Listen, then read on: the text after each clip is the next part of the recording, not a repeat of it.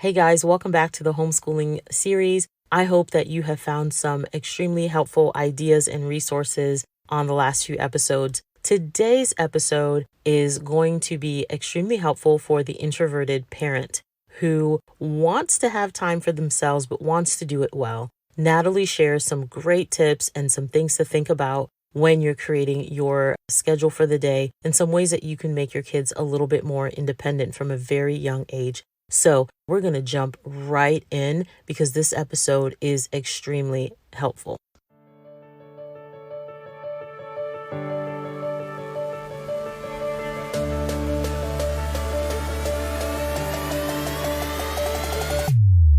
Hey friend, are you a stay-at-home mom or a homeschooling mom or a mom looking to create margin in your family income? Maybe you want to take more vacations. Maybe you just want to get out of debt. Maybe you want to take more field trips. Or maybe you just want to do something extra nice for yourself without the mom guilt. Whatever the reason and whatever memories you're looking to create, you're in the right place. Welcome to the Optimize to Scale podcast. I'm Jacqueline, your host, and I created this podcast just for you. As a virtual assistant, I was able to create impact on my family and my income while homeschooling my children, and I want to share with you tactical, tangible ways that you can do the same with the tech, the tools, and the talents you already have. Welcome to the Optimize to Scale podcast. Let's get started. Hey guys, today on the show, I'm going to be talking with Nathalie Hawkins. I met Nathalie a few years back at a homeschool training that we were at in Florida, and I have watched her from afar, and she is a phenomenal woman, mother, wife, and I think you guys are going to be so encouraged by hearing her today. So Nathalie, won't you go ahead and introduce yourself? Hello, everyone. As you said, my name is Nathalie Hawkins, and I've been homeschooling for about 8 years now. We're getting ready to start our 8th year of homeschooling. I am a military spouse. My husband serves in the Navy, and we've been traveling around and taking our children along with us. And that's kind of how we got started with homeschooling. But since then, we've just kind of taken off. It's the lifestyle for us. So that's a little bit about me. I have 2 daughters. They are elementary age and middle school age. And we are getting ready to start an 8th grade year with my oldest and a 2nd grade year with my youngest. That's all I got for you. That is awesome. Thank you, Nathalie, and welcome again. And I wanted to have you on the show because a lot of people, for various reasons, have been thrust into homeschooling. Some people, it's because of the pandemic that we're in. And some people, they just, because of the pandemic, they got a taste of it and they realize, you know what, I think I want to keep going. But some people, it is going to be maybe temporary, but they still want to do it well. They want to enjoy the days and be intentional with their time and all that stuff. So I know that you have a lot that you can share with us from your experience. So I wanted to start with, how did you decide to homeschool and how did the journey begin for you? Okay, so our journey with homeschooling was quite interesting. We were I was a public school kid who enjoyed school. I actually loved school, and I hadn't really. My daughter was about 3 when I started to consider schooling because she started to read, and I hadn't really intentionally taught her. But then it had me thinking about what her education would be like, and we ended up in a situation because of my husband's career. We ended up having to move near her kindergarten year. And the whole idea of having her start kindergarten in one place and then knowing she'd be leaving the next year and then having to do that whole school, starting school again over, had us thinking about, okay, well, maybe we need to innovate here and do something different just to kind of bridge her into school. And my husband was like, well, you've been teaching her this whole time. You may as well, how hard is kindergarten? And we ended up using that time for me to kind of just test out doing the kindergarten basics. I had looked up what a kindergartner should know. This was just like very, simple things. And I looked up what should a kindergartner know. And I just kind of started working through that with her. And we ended up being moved to a place where we were surrounded by homeschoolers.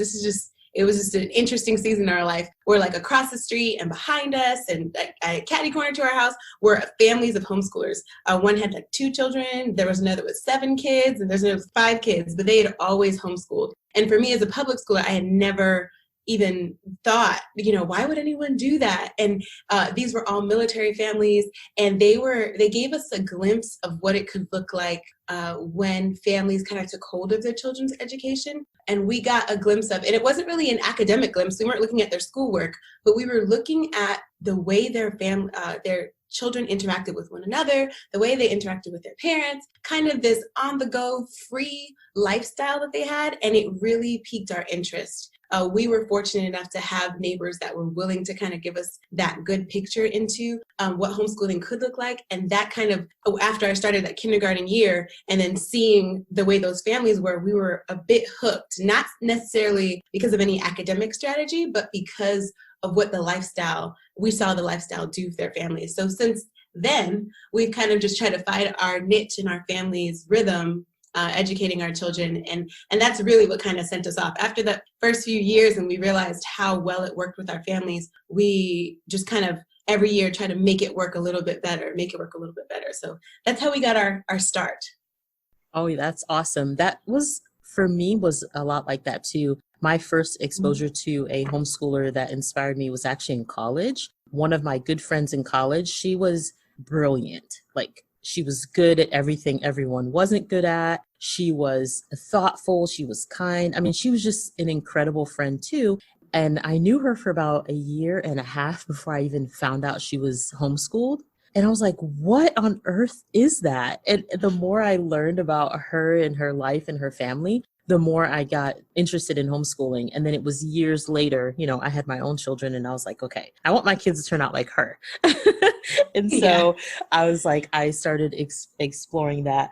But so for you, what parts of, because you mentioned that the people that were around you that homeschooled, you looked at their life and there was something fascinating about the freedom that they had and how their family interacted. What elements of that have you brought into your own homeschool? What are some of the things you saw them do during the day that you now do? Like, how did it impact you and how did it influence how you're doing the homeschool thing?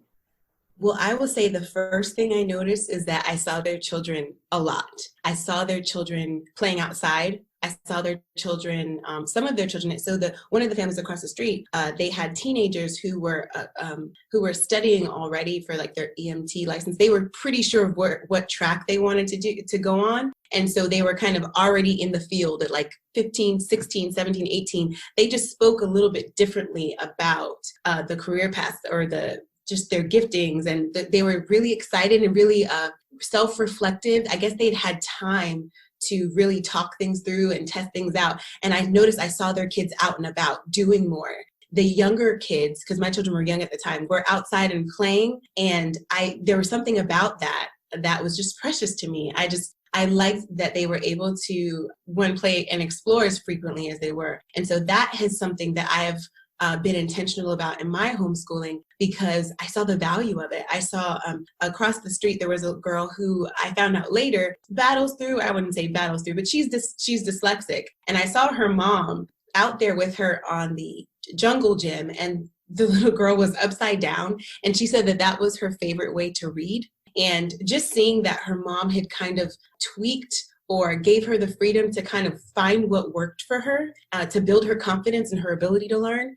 Those kind of moments, those snapshots that I took, those are some things that I've taken on into my homeschooling. For example, my youngest daughter, she is not dyslexic. She doesn't have any or dysgraphia or anything, but I noticed that she's very active and that she needs to move. She needs breaks. And so seeing those examples have been like, hey, go with their natural bent, their natural leanings. They don't have to be like problems in your homeschooling. They could be kind of catalysts to help them find what works for them. And one thing you notice is that adults, later in life end up having to realize, hey, how I was a kid, these are clues as to how I'm going to behave as an adult. And they learn eventually to like go with their grain. And I think one thing that I picked up from all of that, the exposure, is to really pay attention to the way my children are designed and the way they're bent, and to go with that. So if it's in the younger years, it's being super active, it's like, okay, I'm going to go with that as far as I can. And that I think that's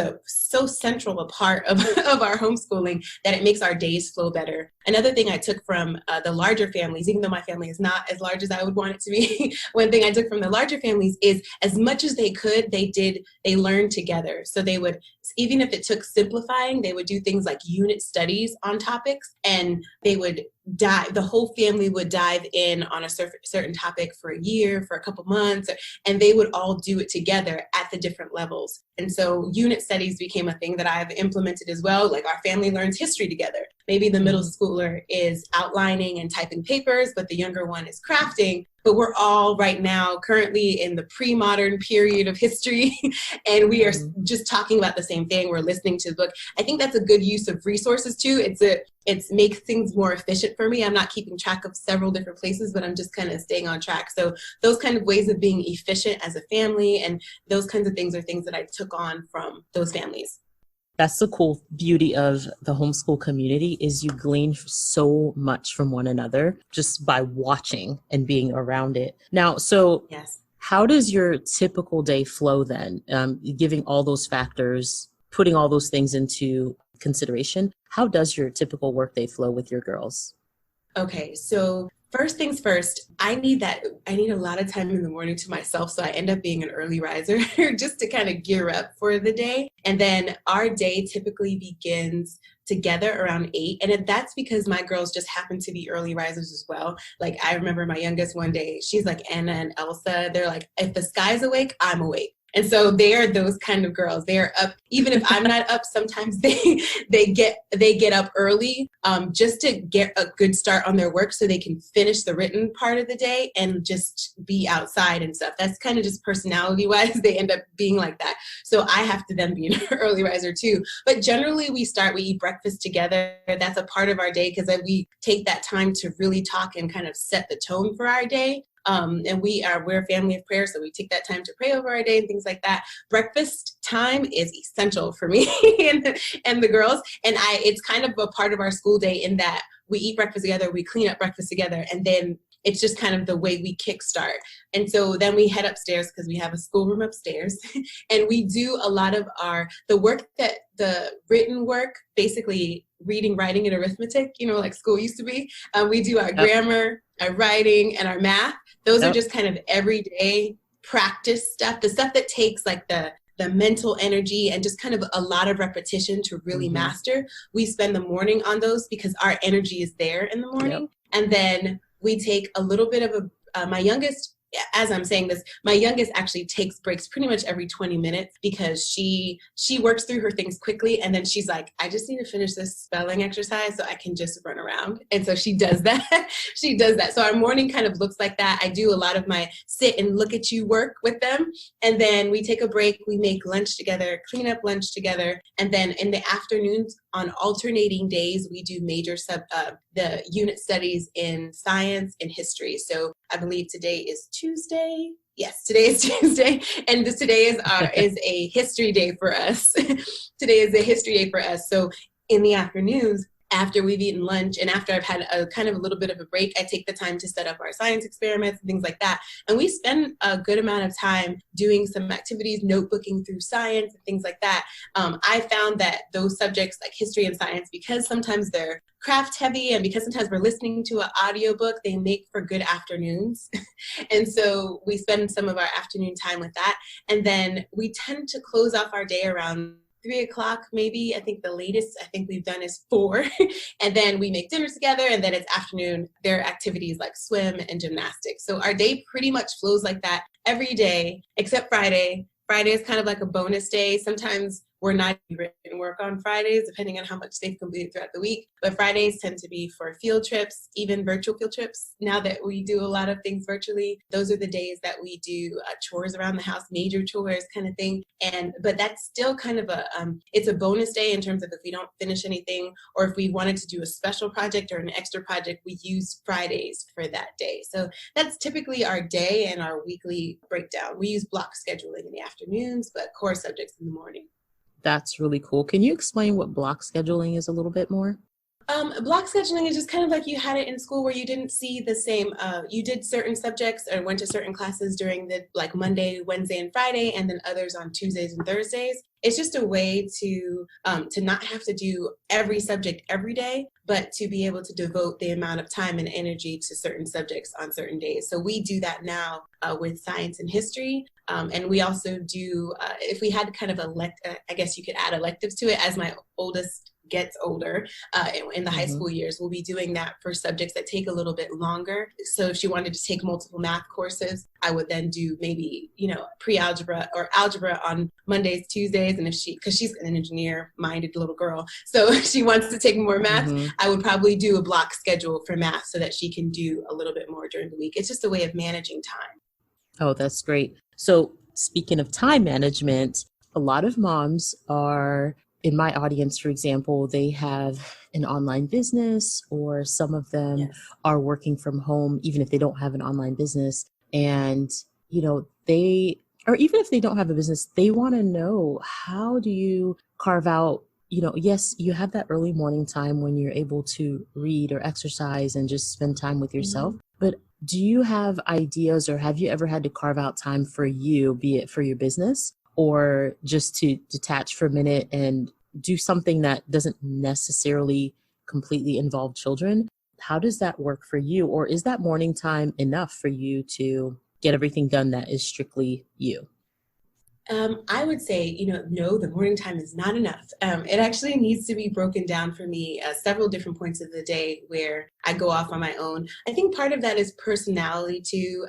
I do have some business and some writing that I do outside of homeschooling, and I also do work in children's ministry. And so I have to carve out time to get those items done. And I have found, one, I appreciate the flexibility of homeschooling for that, because homeschooling doesn't have to look like my schedule. If I were working during the day and we were schooling on the afternoons and Saturdays, that would just be one of the ways we could do it, because we have that flexibility. You can make it something that fits around your schedule. But for me, I find that morning time is more, it's not the time where I get a lot of work done. I'm not, writing or anything in the morning. It's just that time to just prepare my heart and my temperament and my mood for the day. But I have found, and exercise helps me with that. So I do that in the morning, but I schedule intentional alone time in the afternoons. Like, for example, this afternoon from about 3:30 to 5:30, my girls know they have their own projects that they're working on. They know at that time I have things to tackle, and so I'm doing that. And then in the evenings, what I have found, I know this is not for everyone, what I have found is that bedtime is crucial, and sleep hygiene is huge for our family. So we kind of have this schedule of really routine bedtime. And I know my kids are older, but for me, I need it. So we kind of start winding down around 7, and then we read together, and then they go off to bed. Whether they go to sleep or not, that's none of my business. But when they go off to bed, without interruption, I have found that I take another maybe hour to 2 hours. And if I have to dig out a project, if I have to do some household stuff, it's another bit of time where they're off doing their own thing and I'm doing my thing. Now that also, honestly, sometimes I just need a day, and it's okay to just take a day, especially on Fridays. I will sometimes just take the day, and you can cancel. And I have done that. I need to just cancel. Girls, you guys take off, you work on your own projects, but I need the day. And it doesn't mean I necessarily need to leave the house, but it's just, I don't know what you're doing. You don't know what I'm doing. And sometimes I need that. And I will tell you that I need that frequently. One, because personality-wise, I'm very much an introvert, and I am drained by a lot of interaction. Choosing homeschooling was a stretch for me, yes. Personality-wise. It just is. It just is. And so that time, though, I'm so much better for my children when I make sure that I have that time. So whatever it takes, because we have the flexibility. And I think that's one thing that I can encourage parents is, like, you don't have to be so rigid in your scheduling. You make things work for you. For me, the weekday schedule works. For some homeschool families, their weekend is 4 days every time. Or they are every other day with physical lessons and stuff. Whatever, it's kind of like whatever works for you. For me, I found consistency, and this time works best for me, but you can adjust it to your schedule.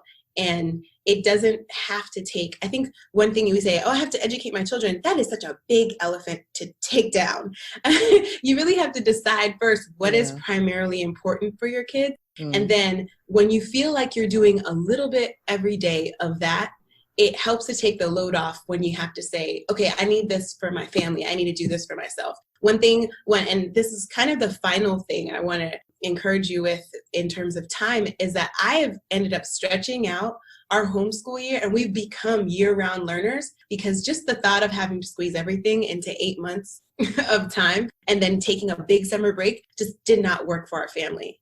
And so one of the ways that I am like able to get a lot more done is that we take breaks frequently. I think every 5 to 6 weeks on average, we take a week break.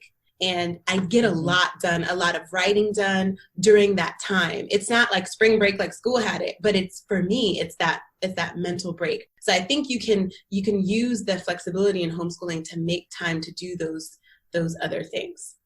Yeah, that's so true. And so if you're in a state that requires some sort of reporting of the end of the year, some sort of grading or something, how do you do that with the year round? Where does, do you just send in a report when the typical year would end or when the school district requires it? Or are you not in a state where that is necessary? So I am in a state where reporting is required, and we do meet it's actually an evaluation is required. We don't have a attendance in terms of days requirement, and we're not under an umbrella school that keeps track of attendance, but we do have end of the year evaluations. And that year typically ends whenever, I think it's a year from the date that you kind of signed on to homeschooling. And people typically, I guess in Florida, for example, they finish out their school year. In May, they do some sort of evaluation, whether they present a portfolio or they do some sort of test and then send that into the district. They can do that at any time. I found that having year-round schooling, it just gives me more, I actually have more material at the end of the year than is required. So I end up finding that whether we stretched it out or not, I end up having enough to show progress is what they look for in our evaluations. And so I can just say our first quarter may have been, 3 months long, and I can just draw from that and put our first quarter work in there.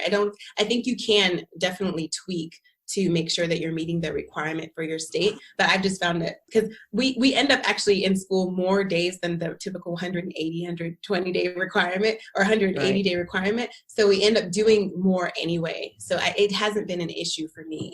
Okay. And I want to circle back to something you said when you're having time for yourself and your girls will work on something, or even when you have your bedtime routine and then they go off to their room. It sounds like in a lot of ways your girls are pretty maybe self-sufficient, even though they're still pretty young. What do you think helped establish that? So they're not constantly like, Mommy, do this with me. Mommy, look at how did you establish those boundaries essentially so that they understand you can play by yourself or you can work on that project without me needing to be at your side?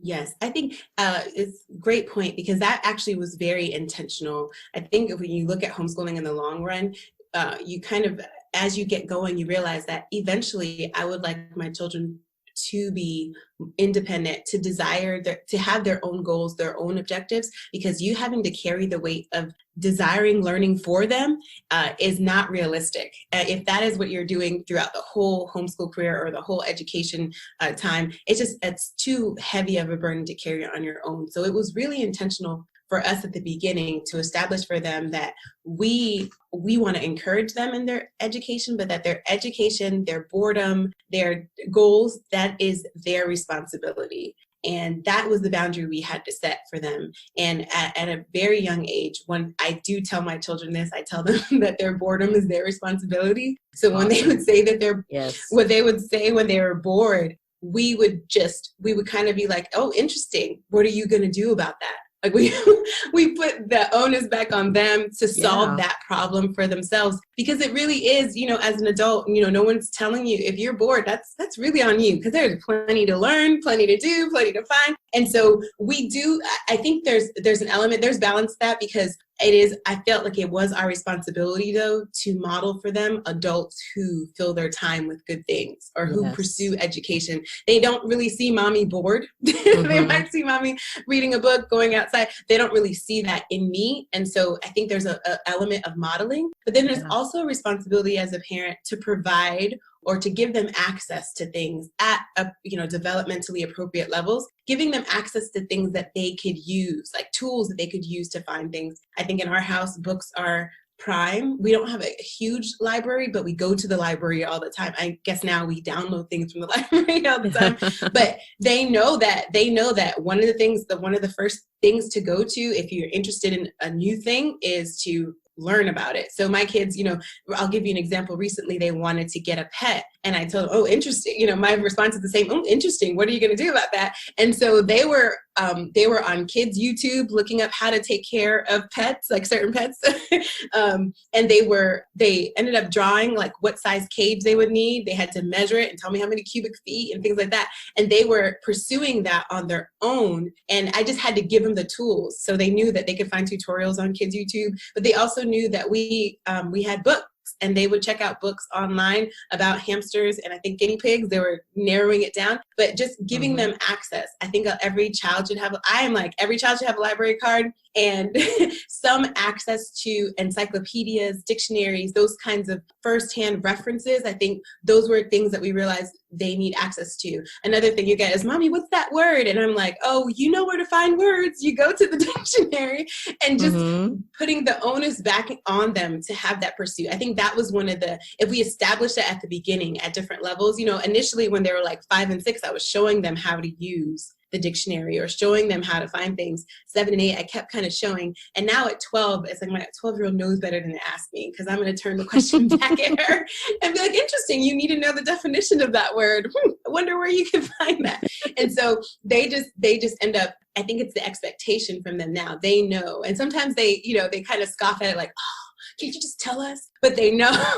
They know now that they're more than capable of answering those questions or finding the answer.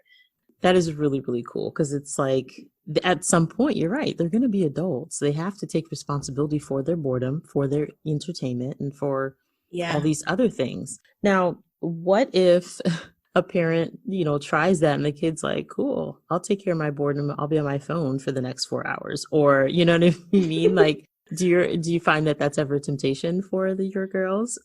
I'm quite sure it's a temptation. We have been kind of like slow on the screen time thing. We do set boundaries on screen time. And and again, it's another place where we have to model, like, I'm not on my screen a lot, or all the time at least. And so I think they have it established that as an adult, I can't just let my day just go off and just spend time just watching other people live is what I call it. So that's one thing. I think modeling the usage of that. And then also, I mean, it's every adult, every parent, you have to determine what boundaries you want to set for your family. We limit screen time, particularly in the early ages, just because we know how, I guess, addictive it can be.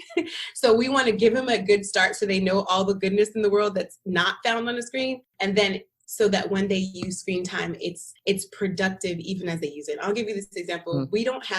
We are, I guess, I don't know what group we'd fall in now, but we don't have a television in our home. One, because I feel like no one really needs televisions anymore, because you have access to movies just like on your phone. But we don't have a television in our home. And our schoolroom is actually, on the weekends, it turns to like our movie room. So during the school week, there really is very limited screen time anyway. And we don't turn on screens until all school projects and other projects and practices and all that stuff are done. It's just kind of a kind of a household rule. And we found that when we set that boundary, as tough as it is to keep, that it has made for a much richer time. And so I find that my girls, when they do, like if they ever binge watch, it's like once a month or once a week, they're like, I'm watching everything Disney, and they go off, and you're like, oh yeah, sure. Because everything you've taken care of your chores, you've taken care of the things that you're, responsible for. You finish everything. And okay, if movie was where you went, fine, if that's where you need to go. And they end up doing things that are in line with their interests anyway. And I'm always open to that. So my youngest she'll go on YouTube and she will do these drawing videos, or they'll watch cooking shows because they're into baking. They'll watch that kind of stuff. So I think screen time, the balance that I find is, okay, how productive, like what are you doing on, with this screen? And then, is it taking too much of your time to where you're just kind of, I tell you, this is my phrase, are you watching other people live, or are you living? Yes. Oh, that's so good. I love that phrase. Are you watching other people live, or are you living? Yeah. Yeah. And I wanted to take a little curve here in the conversation and ask you about, I was going to ask you about resources, but I saw that you already had a great list of resources. And I Yeah. wanted to ask you about the Well-Trained Mind.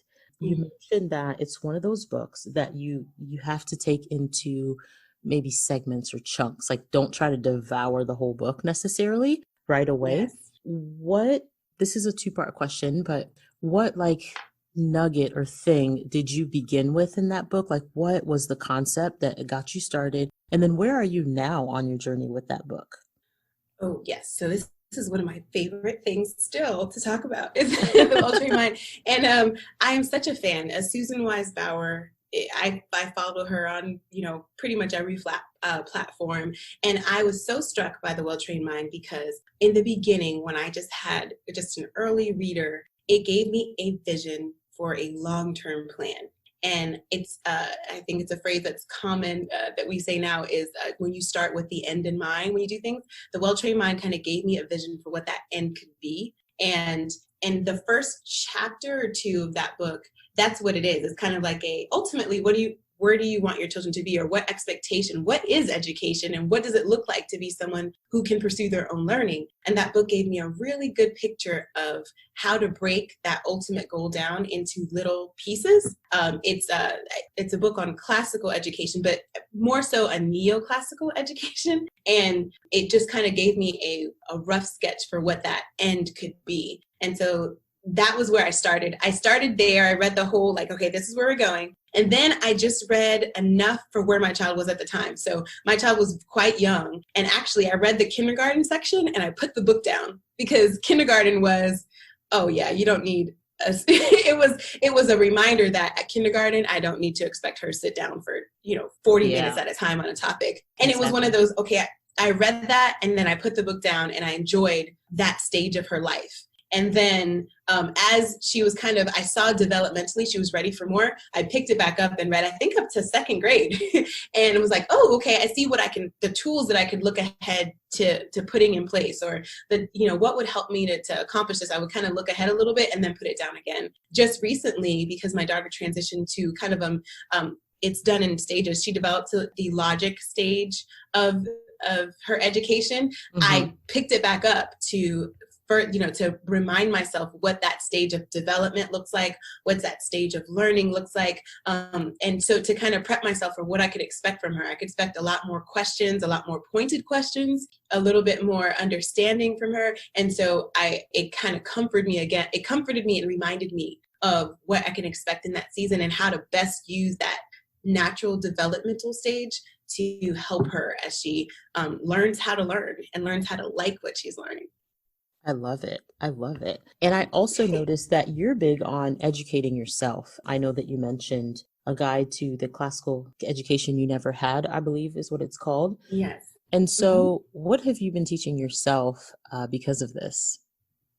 So I've been teaching myself and kind of re-educating myself on how to learn. And I've been, as I try to read about parenting, even more so than I read about educating my kids, because homeschooling is so different. I am not trying to have school at home, but I'm using my parental relationship and authority and just the heavy, I don't want to say heavy, but the role, I guess it's kind of I reverence that role, the importance of it. I'm using that to help my kids kind of find their place and so it's for me, the parenting aspect of it becomes a really heavy or a really important thing. So I end up reading parenting books all the time. I kind of have found my parenting niche.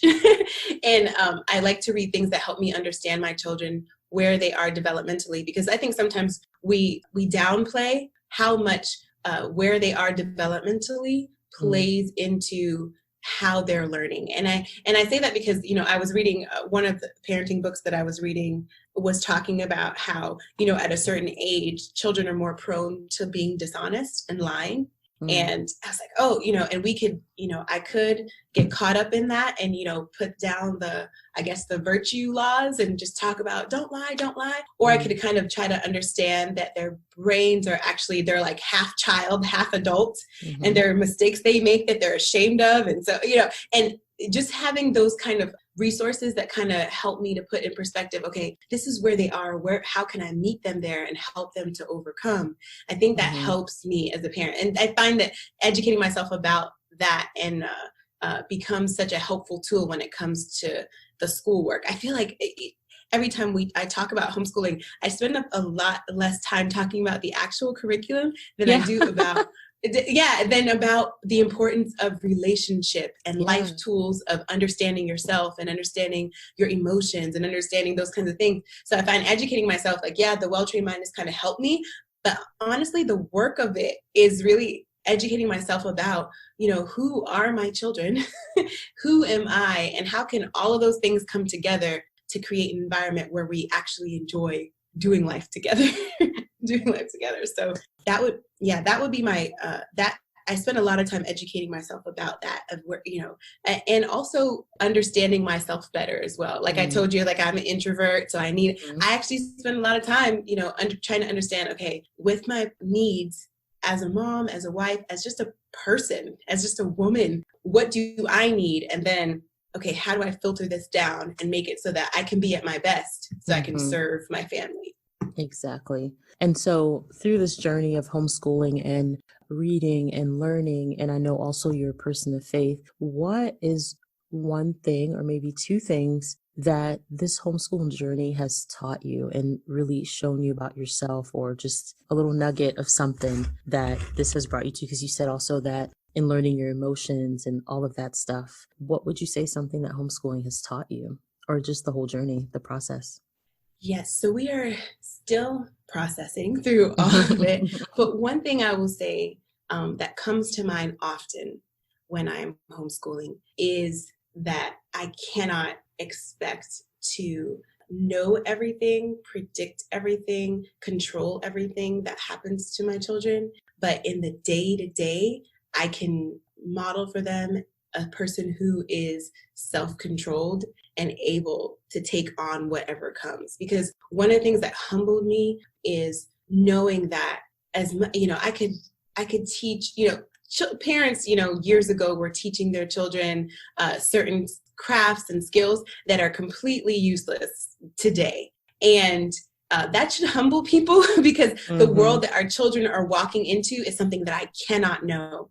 And so it really humbles me, and it says, okay, well, one, how can I prepare them for a world that I don't know? And for me, like you said, I am a person of faith, and I totally believe that that's not my job. It's not my responsibility, because I can't know it, to worry about controlling all of that. But I can give them each day the tools that any person needs to just navigate the world. And I think that puts so much in perspective, and it actually helps me to eliminate the fluff. It helps me to eliminate, it's like, do I need to be crafting everything? No. do I need to do everything for them? No. But I need to prepare them to be people who know where to go. And for me, it's modeling for them. Like, I know that I have to, like, I can't not be a person of prayer when it comes to my children, because I tend to go to the person who I know knows what they need. That's right. And that's right. I have to do that. And I also think that for me, it's like when I go to God and when I say, I don't know all like you do. You know my children. You've known them from the beginning. Show me what I need to know about them, or help me to find, or give me the strength to have the grace that I need for them as they transition through everything. I find that is prime for me. That is, like, just having to look at how big the task is of building the foundation for them is like, the only way I know to go now is to prayer and to the one who can know the future, because I don't. I hope your audience can kind of hear me for that. It's like, you do not, and you cannot control what happens to your children, or even where this education is going to take them. But there is a faithful and all-knowing God who knew them and loved them well before you did, that can direct you daily. And daily, I mean, sometimes even hourly, moment by moment, to guide your children. And so that is the thing I've just learned. It's like, I have to be completely reliant on the one who knows my children better as I educate them. Absolutely. And it's coming to that place of recognizing who the sovereign one is, and it's not us, Yes. it also frees us from perfectionism, right? Like, we will not ever be perfect, and neither will our children. Mm-hmm. And so it's like there's a certain freedom to, like, you're not going to mess your kid up, right? Because, I mean, you're not the writer of their story anyway, you know, he is. And so there's freedom in recognizing who's sovereign, and it's not us as moms or dads. And I think what's interesting about that too is allowing your children to see that is going to help them in the long run, because eventually what I want for my children is not necessarily to just tell them to believe in God, but for them to see what a life with God daily can look like, and for them to understand, and for them to desire that for themselves and willfully choose that for themselves. And I think when you are honest in your dealings that with God and demonstrate for them that level of humility and that level of understanding that you really just need God for things like that. You need the sovereign to speak to you, that I can't give them faith, but that they would see God in action would be the greatest. It's the greatest thing to me. It's just the ultimate. Yeah. So faith won't be just a theory. It'll be something that they saw modeled, and they got to even feel some of the benefits of your faith because they were right there and they saw it. They saw it. And when it got ugly, and when I had, even as we homeschool, I would tell you, even as we homeschool, one of the beauties of it is sometimes we get hard questions. And we get questions, when we go through history, when we go through science, when we do these things, we get questions. And I think, I don't know everything. I tell my kids, like, hey, I don't know everything, but I trust the one who does. And I think we can find an answer. And just them seeing that, it's like, oh, it's okay to not know everything. It's okay to have to, like, dig and find and pray and ask and work through. And that is a lesson in and of itself. Yeah, exactly. And, God is so good. He wants us to know him, right? So when it's time for us to know, he will give us that knowledge, and he's not hiding. And I will tell you, just so we can drop his name. So if we're name dropping, I'll tell you one of my favorite scriptures that actually governs my homeschooling is Psalm 27. One thing have I desired of the Lord, and that would I seek after, that I might dwell in the house of the Lord all the days of my life, and behold the beauty of the Lord, and inquire in his temple. There is something about that verse that always rings true for me. I've always been an inquisitive child. I've always wanted to know more about the world, but just the idea that part of the thing you can desire of God is that you can just be there inquiring and just like, I want to know, why does this, how is this, why, that's kind of a core thing. I thought it was so beautiful that's one of the things you can do in the temple of God, that he's not like, just worship. No, ask me, and it's okay. Ask me. So and that there's beauty to be found in all of the asking too. Yeah. And kids do such a good job of that. They're good askers. Why? How? Yeah. And God wants us to be just like them, and it's wonderful. Oh, I love it. Well, Nathalie, I feel like we could chat all day and name drop the name that is above all names. But we're gonna wrap this up, and I want you to tell everybody where they can find you and connect with you, and just glean more from your experience. Okay, great. So I have a website, toteachherown.com, and it is a place where I just kind of list some resources. There are some links to some YouTube videos that I've done on some of the curriculum we use and how we use it. So you can find some. I blog on there every now and again about our family experience on there.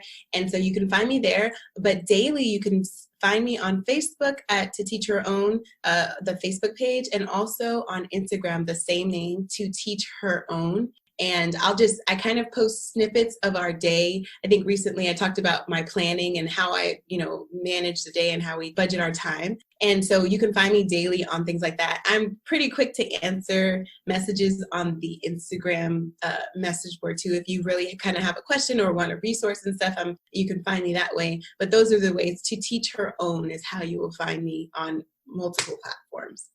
Awesome. Thank you so much, Nathalie. It was a pleasure having you, and I appreciate you taking time to just encourage us and share some wisdom with the audience. Thank you. It's been a pleasure, a true joy. Thank you for spending a few moments with me today. I hope you were able to find something of value in today's episode. And if you want to help other people find this show, please leave a review and let them know what you thought. And before you go, I just want to say this journey is so much richer with like-minded people. So come on over and join our Facebook community. We're all looking forward to meeting you. You'll find the link in the show notes. That's it for now. Until next time, may you be overwhelmed by unexpected kindness shown to you today.